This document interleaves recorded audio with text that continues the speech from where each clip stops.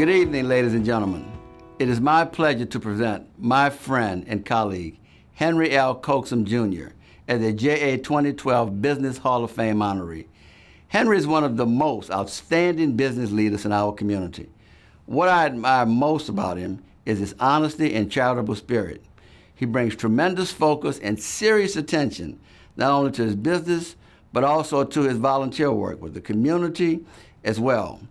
Henry is very compassionate, and he takes a very special interest in those individuals who are less fortunate than him. Henry truly embodies the phrase, "To whom much is given, much is expected." I feel he lives by this biblical creed. It is no surprise that he has received so many awards and honors.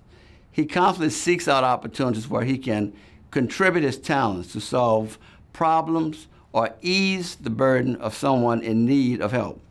He and his wife Karen's generosity in these many causes are unparalleled. Henry had a dream of being a successful entrepreneur, but more importantly than the dream, he had a clear vision of a future as the owner of several McDonald's restaurants. And he stayed committed to that vision. Henry understood, like most successful entrepreneurs, that it takes hard work, sacrifice to achieve one's dreams. He is a tireless worker, no matter whether it's in his business or on the community board, civic groups, or volunteering to help our public schools. He's always committed to excellence.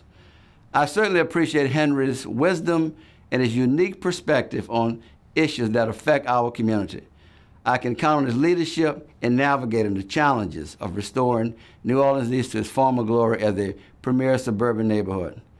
I truly believe that Henry goes to bed every night and wake up every morning thinking, how can I make New Orleans a better place for everyone?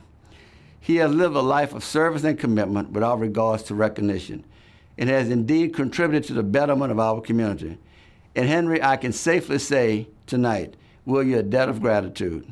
Well done, my friend. Congratulations.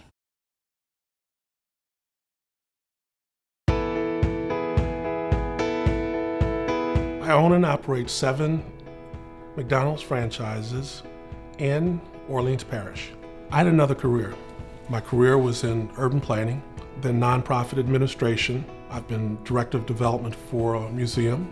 I went for profit because I read about McDonald's and Tom Peters in Search of Excellence as one of those top 10 companies with clearly defined programs for minorities and paid for performance. I've never looked back. My McDonald's career has been extremely fulfilling, and it's something I'll do for the rest of my life. McDonald's has an extensive training curriculum, but we actually complement it with additional soft skills training. It's important that folks understand conflict resolution, team building, and leadership. I'm training individuals for life skills. The position that they hold is really not that important. It's about what you do with it and the discipline that you learn working in the hospitality industry can take you far and wide. Giving back to the community is very important to me because it's a part of our culture at McDonald's, but it's also a part of my personal culture. Long ago, I had a mentor, Dr. Margaret Taylor Goss-Burroughs, who was the founder of the DuSable Museum of African American History in Chicago, which is the oldest African American museum. And she taught me so much, but what I learned from her was very important to leave a legacy. And the greatest legacy that you can have is when you touch someone's life. They'll never forget it. Focus on acquiring as much knowledge as possible, and then find something that you're good at or that you really enjoy doing.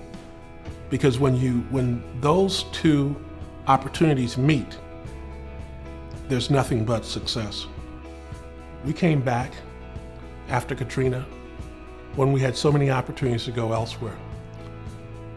I am engaged in this city because I see a city in 10 years with a new airport, with dynamic retail opportunities. I see a city with a tax base that is more than sustaining itself. I see a city where crime has been minimalized. I see a city that I would be proud to call home and to have my kids and grandchildren live in.